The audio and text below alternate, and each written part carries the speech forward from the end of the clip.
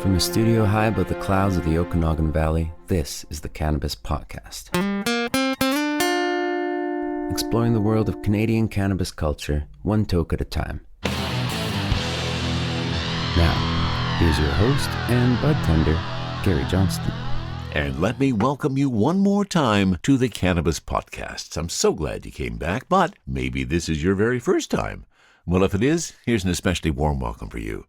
Ahead, we've got 30-40 minutes of information about a plant I'm absolutely passionate about, and that is cannabis. And I suspect you may have that same very interest.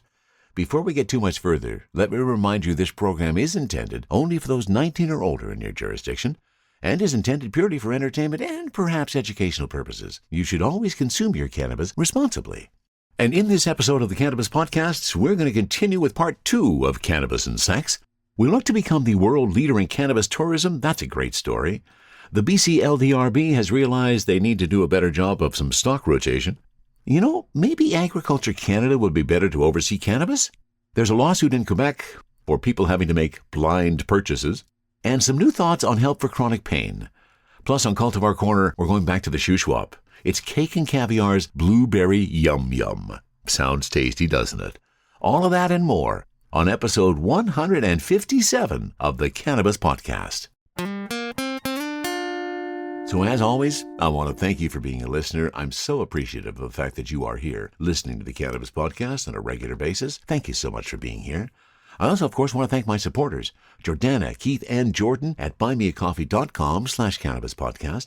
If you feel so inclined, you can also go there too and buy me a doobie. And 1% of the income from buymeacoffee.com goes to climate research. And I also want to thank my patrons at Patreon. Tony, Roger, Rob, Gage, Lloyd, and Mitchell, thank you so much. I appreciate your support each and every time. You've heard me talk about my brother Bill many times on the Cannabis Podcast. He was a big fan of the show, and I loved hearing from him every time he would talk to me after an episode. This Saturday is going to be a very special day for me and my family. We are having the celebration of life for my brother Bill, who of course passed away back in December. If you are in Silverton, BC, this Saturday from 1 to 4 p.m., we'll be at the Silverton Memorial Hall, and we'll be sharing all kinds of memories about my brother.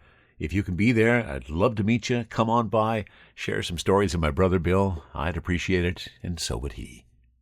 And now, let's get to our first story of the day. And in our last episode, we picked up a story from Canigma.com talking about cannabis and sex, and here is part 2 of that, and we're now going to pick it up with sex and the endocannabinoid system.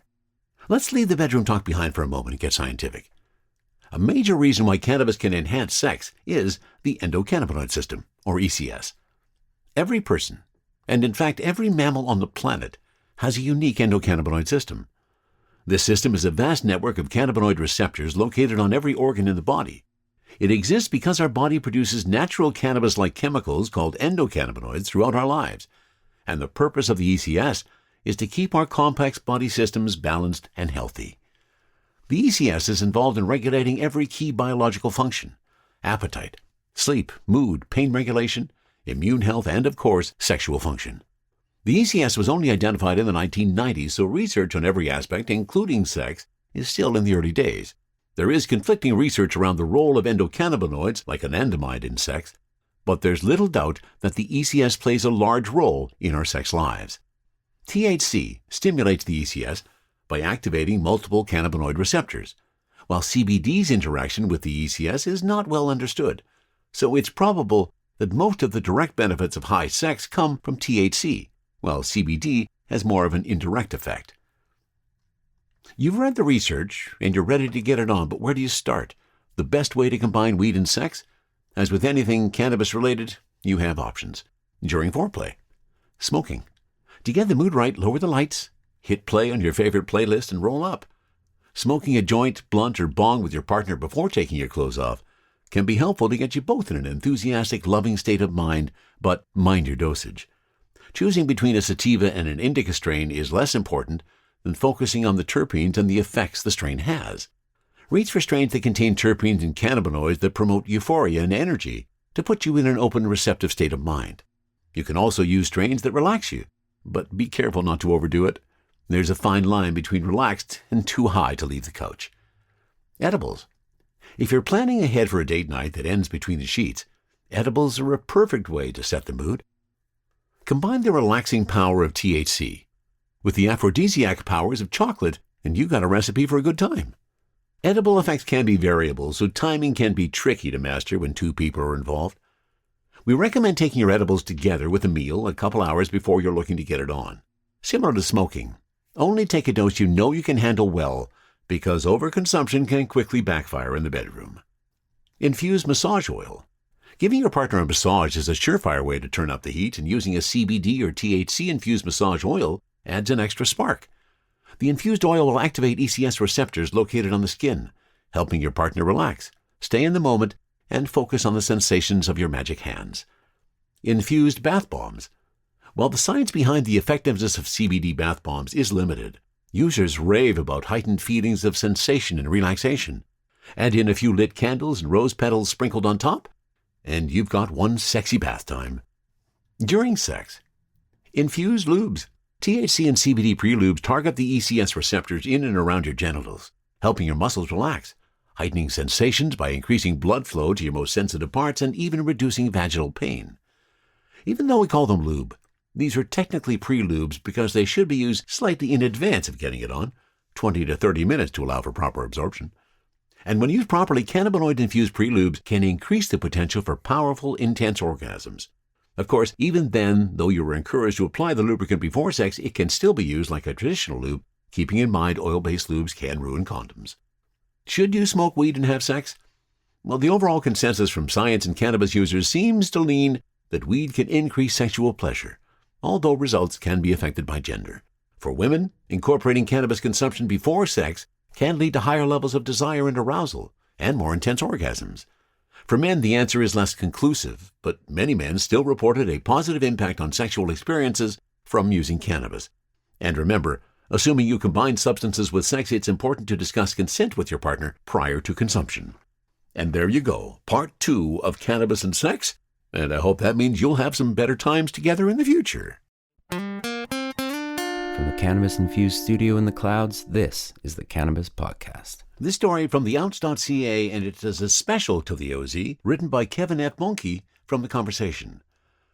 The U.S. Drug Enforcement Agency announced in late April 2024 that it plans to ease federal restrictions on cannabis, reclassifying it from a Schedule I drug to the less restricted Schedule III, which includes drugs such as Tylenol with codeine, testosterone, and other anabolic steroids. This historic shift signals an acknowledgement of the promising medicinal value of cannabis. The move comes in tandem with growing interest in the use of psilocybin, the active component in magic mushrooms, for treatment of depression, chronic pain, and other conditions. 2018 and 2019, the U.S. Food and Drug Administration granted a breakthrough therapy designation to psilocybin, meant to expedite drug development given that preliminary studies suggest it may have substantial therapeutic value over currently available therapies for treatment-resistant depression or major depressive disorder. Both of these developments represent a dramatic change from long-standing federal policy around these substances that has historically criminalized their use and blocked or delayed research efforts into their therapeutic potential. As an assistant professor of anesthesiology and a pain researcher, I study alternative pain management options including cannabis and psychedelics. I also have a personal stake in improving chronic pain treatment. In early 2009, I was diagnosed with fibromyalgia, a condition characterized by widespread pain throughout the body, sleep disturbances, and generalized sensory sensitivity. I see cannabis and psilocybin as promising therapies that can contribute to bridging that need. Given that an estimated 50 million Americans have chronic pain, meaning pain that persists for 3 months or more, I want to help understand how to effectively use cannabis and psilocybin as potential tools for pain management. Cannabis is an ancient medicinal plant. Cannabis-based medicines have been used for at least 5,000 years for applications such as arthritis and pain control during and after surgery. This use extended through antiquity to modern times, with contemporary cannabis-based medications for treating certain seizure disorders, promoting weight gain for HIV/AIDS-related anorexia, and treating nausea during chemotherapy. As with anything you put in your body, cannabis does have health risks. Driving while high may increase risk of accidents. Some people develop cyclical vomiting, while others develop motivation of dependence problems, especially with heavy use at younger ages. That said, lethal overdoses from cannabis are almost unheard of. This is remarkable considering the nearly 50 million Americans use it each year. In contrast, opioids, which are often prescribed for chronic pain, have contributed to hundreds of thousands of overdose deaths over the past few decades. Even common pain medications like non-steroidal anti-inflammatory drugs such as ibuprofen cause tens of thousands of hospitalizations and thousands of deaths each year from gastrointestinal damage. Furthermore, both opioids and non-opioid pain medications have limited effectiveness for treating chronic pain. Medications used for chronic pain can provide small to moderate pain relief in some people, but many ultimately cause side effects that outweigh any gains. The safety issues and limited benefit have led many people with chronic pain to try cannabis as a chronic pain treatment alternative. Indeed, in survey studies, my colleagues and I show that people substituted cannabis for pain medication often because cannabis had fewer negative side effects. However, more rigorous research on cannabis for chronic pain is needed. So far, clinical trials, considered the gold standard, have been short in length and focused on small numbers of people. What's more, my colleagues and I have shown that these studies employ medications and dosing regimens that are far different from how consumers actually use products from state-licensed cannabis dispensaries. Cannabis also causes recognizable effects such as euphoria, altered perceptions, and thinking differently, so it's difficult to conduct double-blind studies. Despite these challenges, a group of cannabis and pain specialists published a proposed guideline for clinical practice in early 2024 to synthesize existing evidence and help guide clinical practice. This guideline recommended that cannabis products be used when pain is coupled with sleep problems, muscle spasticity, and anxiety. These multiple benefits mean that cannabis could potentially help people avoid taking a separate medication for each symptom. Since the Controlled Substance Act was passed in 1970, the federal government has designated cannabis as a Schedule I substance along with other drugs such as heroin and LSD. Possession of these drugs is criminalized, and under the federal definition they have no currently accepted medical use with a high potential for abuse. Because of this designation and the limits placed on drug manufacturing, cannabis is very difficult to study. State and federal regulatory barriers also delay or prevent studies from being approved and conducted.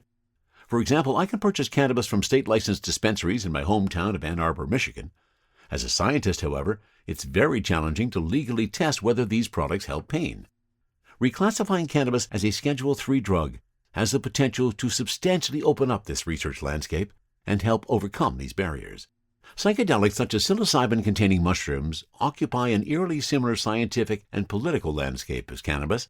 Used for thousands of years for ceremonial and healing purposes, psilocybin is also classified as a Schedule I drug. It can cause substantial changes in sensory, perception, mood, and sense of self that can lead to therapeutic benefits. And like cannabis, psilocybin has minimal risk of lethal overdose. Clinical trials combining psilocybin with psychotherapy in the weeks before and after taking the drug report substantial improvements in symptoms of psychiatric conditions such as treatment-resistant depression and alcohol use disorder. Risks are typically psychological. A small number of people report suicidal thoughts or self-harm behaviors after taking psilocybin. Some also experience heightened openness and vulnerability, which can be exploited by therapists and lead to abuse. These ancient yet relatively new treatments offer a unique glimpse into the messy intersection of drugs, medicine, and society. The justifiable excitement about cannabis and psilocybin has led to state policies that have increased access for some people, yet federal criminalization and substantial barriers to scientific investigation remain. In the years ahead, I hope to contribute toward pragmatic studies that work within these difficult parameters. For example, our team developed a coaching intervention to help veterans use commercially available cannabis products to more effectively treat their pain. Coaches emphasize how judicious use can minimize side effects while maximizing benefits. Should our approach work, healthcare providers and cannabis dispensaries everywhere could use this treatment to help clients in chronic pain. Approaches like these can supplement more traditional clinical trials to help researchers determine whether these drug classes offer benefit and whether they have comparable or less harm than current treatments. As our society connects to the rich history of healing using these ancient drugs, these proposed changes may offer safer and substantive options for the 50 million Americans living with chronic pain. And this story originally appeared in The Conversation, and I picked it up from theounce.ca, and it was written by Kevin F. Bunke. And here's a story from theounce.ca on making Canada the world cannabis tourism leader, and this was contributed special to the OZ. The Canadian Cannabis Tourism Alliance has unveiled a plan they say would make Canada the cannabis tourism capital of the world. The nonprofit organization, which advocates for advancing cannabis tourism, has developed comprehensive federal and provincial legislative and regulatory proposals that they say will advance access to cannabis and make the country the planet's ultimate cannabis tourism destination. They worked in partnership with Substance Law, Canada's law firm for regulated substances and industries. CCTA has presented its proposal to decision makers at both the federal and provincial levels, having already received initial interest due to their breadth and depth, and they'll continue to do so in the upcoming weeks. Some of the proposed federal amendments include removing the 30-gram public possession cap on products that remain sealed, authorizing provinces to allow sellers to transform purchased cannabis products into other forms at the point of sale on behalf of purchasers, such as through rosin pressing and infusion into food, modernizing promotion laws to allow the industry to communicate their products better while upholding prevention of youth access to cannabis, reforming the excise duty and stamping framework, protecting the medical system by allowing physical pickup and removing GST-HST, increasing edible potency limits, and allowing for healthy edible choices that require refrigeration, such as prepackaged meals. Provincial proposals include licenses for spas and salon premises to sell cannabis topicals in a limited fashion, through administration to persons receiving spa or salon services.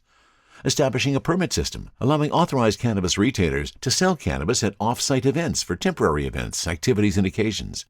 Establishing a golf course authorization, allowing golf clubs to sell certain forms of cannabis to players on golf course playing areas, subject to limits.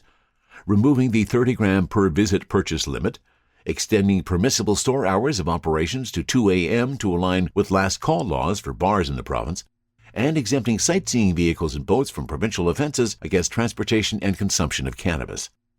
The CCTA also includes in its proposal amendments that intend to advance the voices and interests of underserved communities, such as those who identify as BIPOC and individuals with disabilities, including an amendment that would include band council resolutions in the federal definition of provincial act under the Cannabis Act, and proposing tax credits for companies that employ those in undeserved communities to retrofit their establishments to provide better access to those with disabilities. And that is some fabulous news. We really would like to see Canada take a strong place in the tourism world in cannabis. This story tells me we're heading in the right direction. THC, CBD, terpene profiles, what's in me? Oh, please explain to me. Cultivar Corner, Cultivar Corner, oh yeah. Cultivar Corner, please explain this stuff to me. On Cultivar Corner today, we are dealing with some BC product that I was very surprised as I looked back over what we've done since we started almost 6 years ago. We have not covered any cake and caviar by Habitat, and I'm surprised by that. They grow up in the Shuswap area. They grow some really fine weed. We'll tell you all about them in a moment, but I decided that it was time that we tried another local product, and this one has a really good reputation. Cake and Caviar by Habitat, and what I did today was their Blueberry Yum Yum. Oh, doesn't that sound delicious?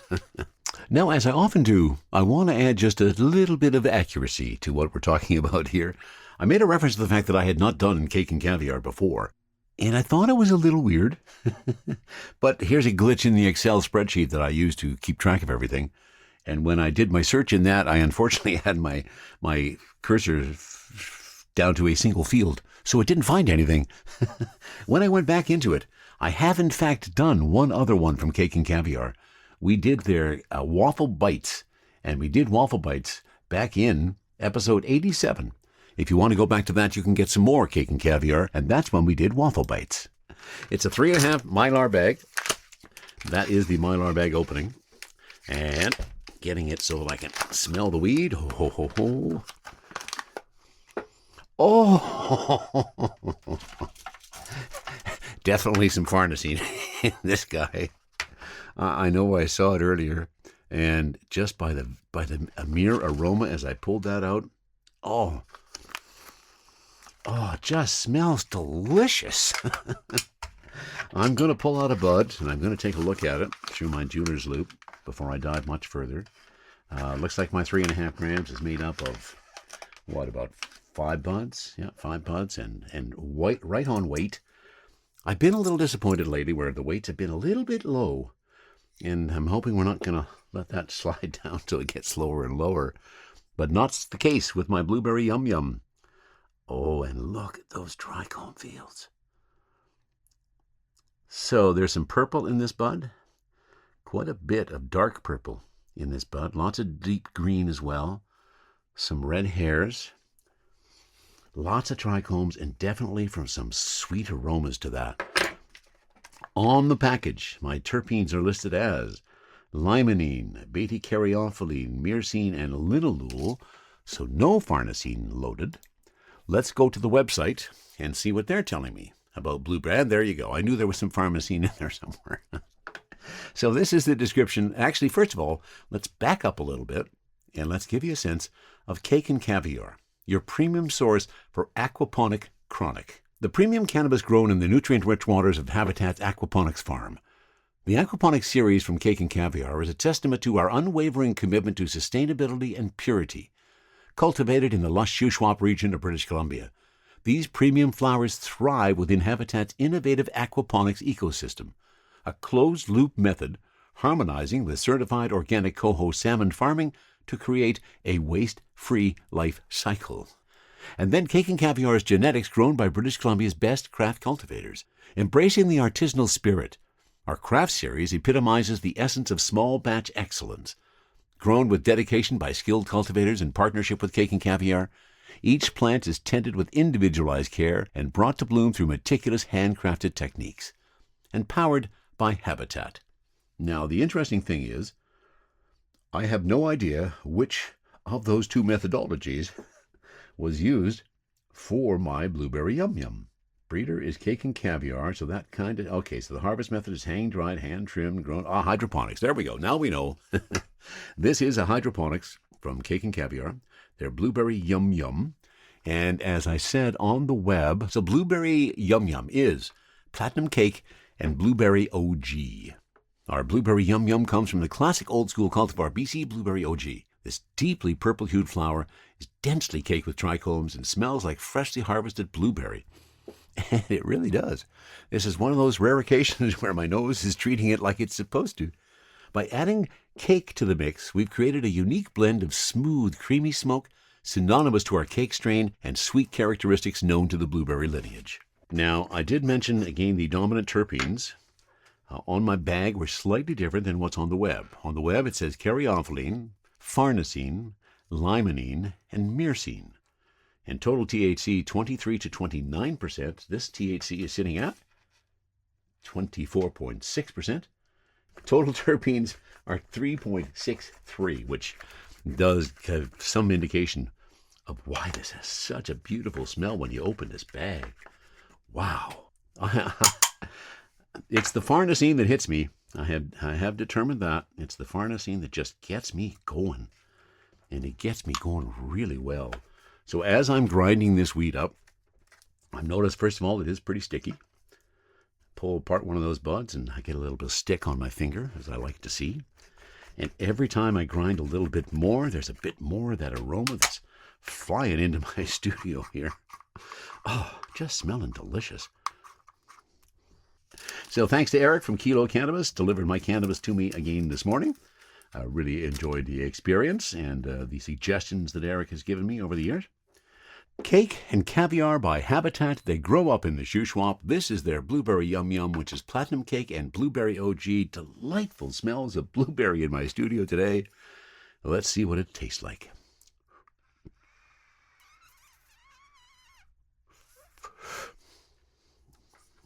Oh, and there are all the flavors that you're hoping to get out of that vaporizer.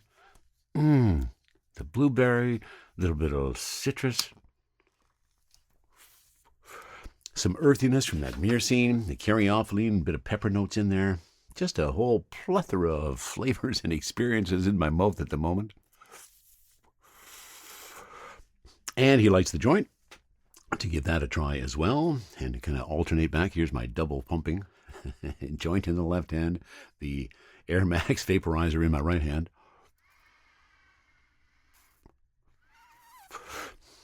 You just have to know how seriously I take this job.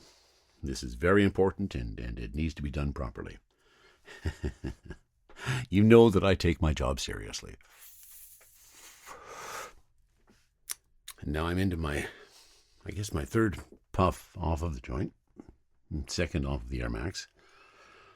Let's do a third of those. Now, as you have learned with me over the years, I've had to learn how to toke better.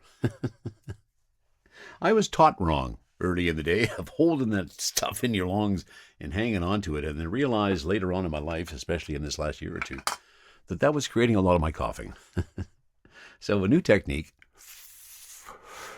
into the lungs, and then exhale.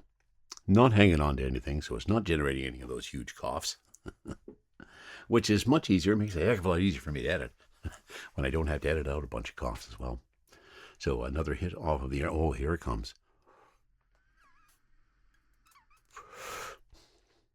Yeah, you really get some of those blueberry notes, some of those citrusy notes, and some of those pepper notes when you're putting it into the vaporizer. They call it a unique blend of smooth, creamy smoke synonymous to our cake strain and sweet characteristics known to the blueberry lineage. Definitely a lot of sweet characteristics happening here today. Oh, and here it comes. So not heavy on the happy eyes, but I'm definitely got some euphoria coming in. And I got a nice little headstone going on. It's a clear head. I'm not finding it's going... And that was something I was thinking about actually yesterday when I was out driving in the car. And we talk about the various ways people deal with their cannabis, how they get high and the feelings that they get. And we have these discussions about this cannabis that just nails you to the wall, that it intoxicates you so much. I think a lot of what happens, and this is probably not news to anybody, is it depends on you.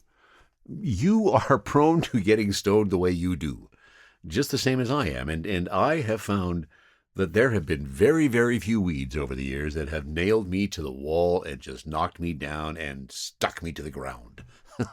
And yet, I have smoked similar weed with other people and seen that experience happen. So I don't know if I'm ever going to find weed that's going to nail me to the ground.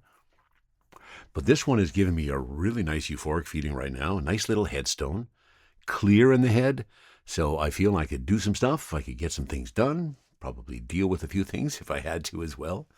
Not moving into a body stone as at this point. It's still very much in the head and very euphoric and coming on pretty strong as well. And let me whip up the joint one more time. I'm about halfway through the joint now. And it has been another success once again. If you haven't tried it yet, doing some really nice work, really well trimmed, really well crafted, really well cured. Just a lovely piece of cannabis. And you may want to roll it up and put it in your pipe, or roll it up and put it in your joint. It's Cake and Caviar. Blueberry Yum Yum, Platinum Cake and Blueberry OG Cross, Cake and Caviar by Habitat. Another BC product grown up in the Shuswap. Boy, this province can grow some really fine cannabis.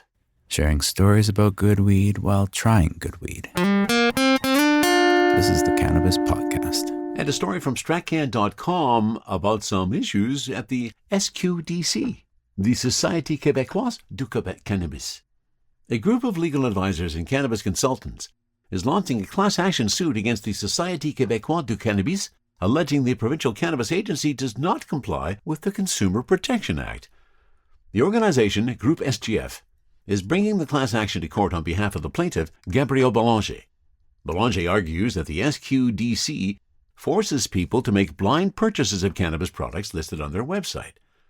All cannabis products which are sold online and which have the mentioned strain rotating in their description sheet do not comply with the CPA, since it provides that consumers must have access to a description which includes the characteristics and technical specifications, says a press release from the Group SGF. By not allowing consumers to know what variety is in the product when ordering, the SQDC forces consumers to make blind purchases. Group SGF says their goal with this collective action is justice for cannabis consumers. The class action includes anyone who has purchased cannabis in the dried flower and pre-rolled categories, for which the strain displayed on the SQDC website has been strain rotating since October 17th of 2018.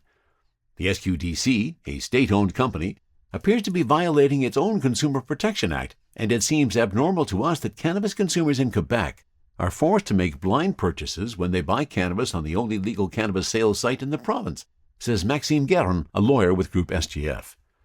Group SGF is a Quebec law firm specializing in the cannabis industry. Boulanger and Guerin are involved in another cannabis-related class action suit filed in 2023. alleging that several Canadian banks have engaged in financial discrimination against legal cannabis businesses.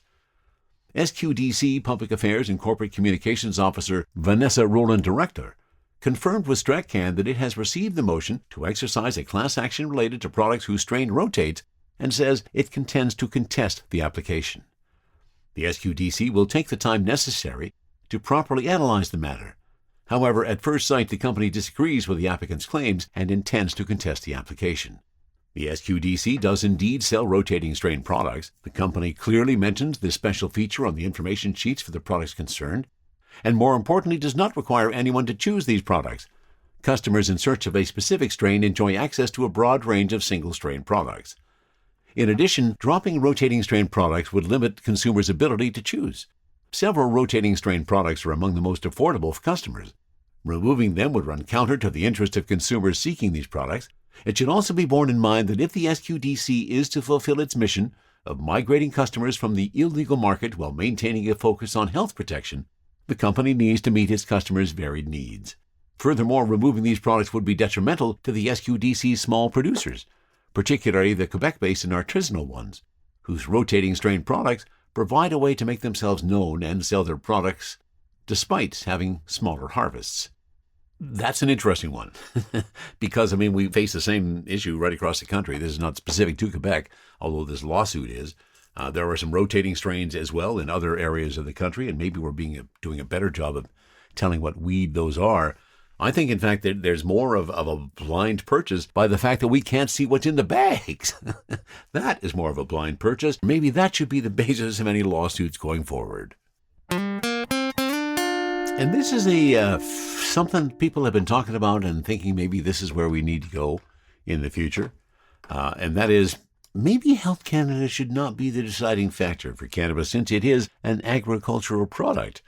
This is a story from StracCan.com written by Tim Wilson. Many cannabis growers are frustrated that their agricultural products are entirely regulated by Health Canada and believe that Agriculture and Agri-Food Canada could take a more formal role in some aspects of cannabis regulation. This is particularly true for businesses that operate proper farms and grow other agricultural products. Having some regulatory oversight shifted away from Health Canada makes sense for these companies as the agency has limited agricultural expertise. Given that agriculture is a shared jurisdiction with provincial and territorial governments, there's also an opportunity for cannabis growers to benefit from regulatory policies that are more specific to their local regions. A shift would support good agricultural practices, says Colin Davison, CEO of McIntyre Creek Cannabis Incorporated, an outdoor cannabis cultivator in BC focused on both the medicinal and recreational markets. It would allow us to rotate crops.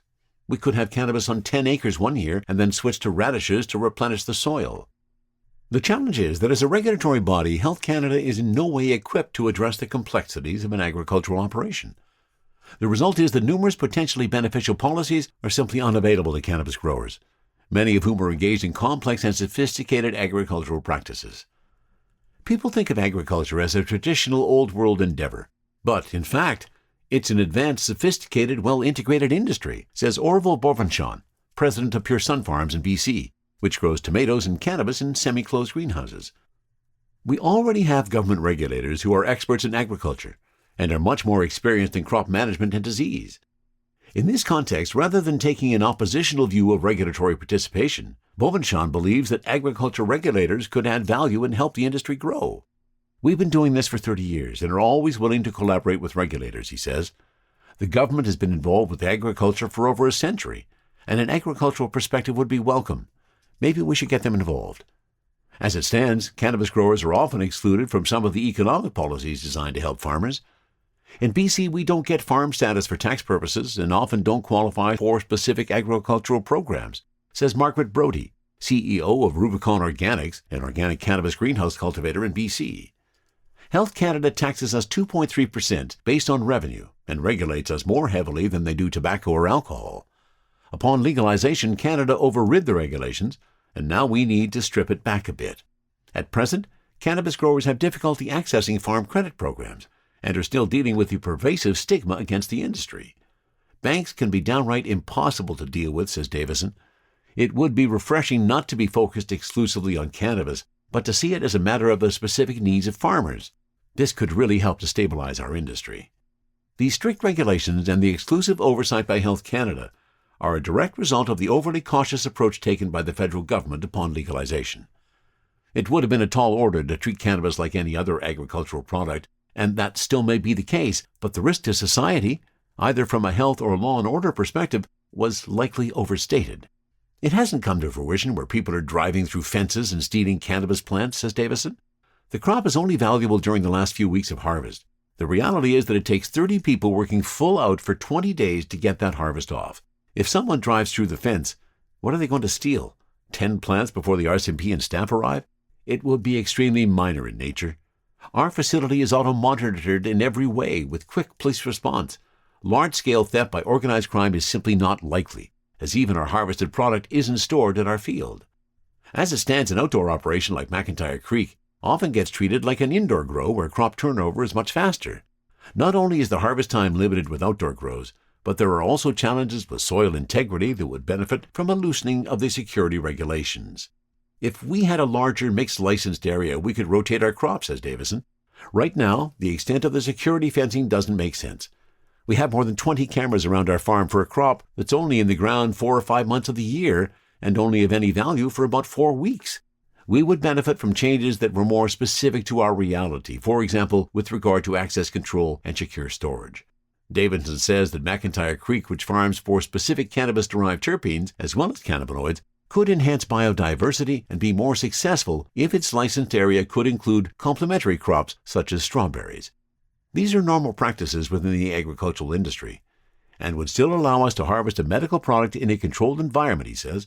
The market is already doing that when the product is shipped to the processor, who continues to treat it very much like a pharmaceutical product. The greater risk in not shifting to an agricultural purview is mainly economic, given that Health Canada's regulations require cannabis to be grown under such isolated, highly specialized conditions. It's hard to justify buying a $100,000 tractor to farm 7 acres of cannabis 6 weeks of the year, says Davison. If I could use it for strawberry and wheat acreage, as well as for terpenes and flower, it would be a very different type of farming, all of which would be better understood by Agriculture and Ag Food Canada than by Health Canada, in my estimation. We have no complaints under the current legislation as to who looks after outdoor cultivation, but streamlining to respect a greater farming appreciation would be a benefit to cultivators. The desire for regulatory reform with a greater agricultural focus also applies to hemp, which has suffered from the stigma and ignorance associated with cannabis cultivation. Our basic position is that there's only one element of our industry that should be under Health Canada and Cannabis Act control, and that's the extraction of concentrated and isolated cannabinoids from hemp flowers, which we agree should be done by licensed cannabis processors, says Ted Haney, President and CEO at Canadian Hemp Trade Alliance. Other than that, the rest of the plants and the rest of the industry needs to be freed. They need to be moved to Agriculture Canada, which has an economic mandate and understands how to work with farmers and food and industrial processors to build this industry into what it can be, rather than to hamper it with inappropriate regulation that doesn't reflect the risk of the industry. And I think that's some fine ideas of moving some of this over to Agriculture Canada and Agri-Canada. Health Canada has played their role, but maybe it's time things changed. So once again, thank you so much for being a listener. I appreciate the fact that you are here listening to the Cannabis Podcast. And I also want to remind you, if you ever have any comments on anything you hear on the Cannabis Podcast, please send a note to info@cannabispodcast.com. And now I think it's time for our episodic summary of bad cannabis puns. And these are from punandjokes.com, by the way. Why is the cannabis plant so good at math?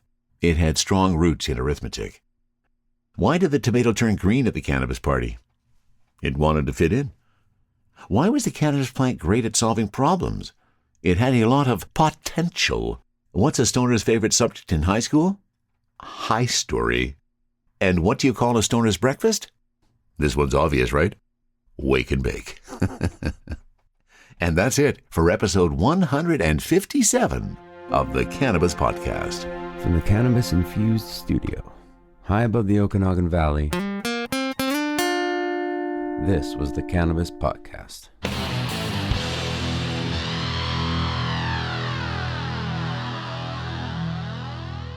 Thanks for listening to today's show. To check out more great cannabis podcasts, go to podconnects.com. Here's a preview of one of our other shows. I'm Larry Michigan, And I'd like to invite you to join Rob Hunt and me on our weekly podcast, The Deadhead Cannabis Show. Each week, we explore the latest cannabis and jam band news and reminisce with other Deadheads and jam band lovers about the great musical acts that we've seen and heard. Check out a new episode every Monday.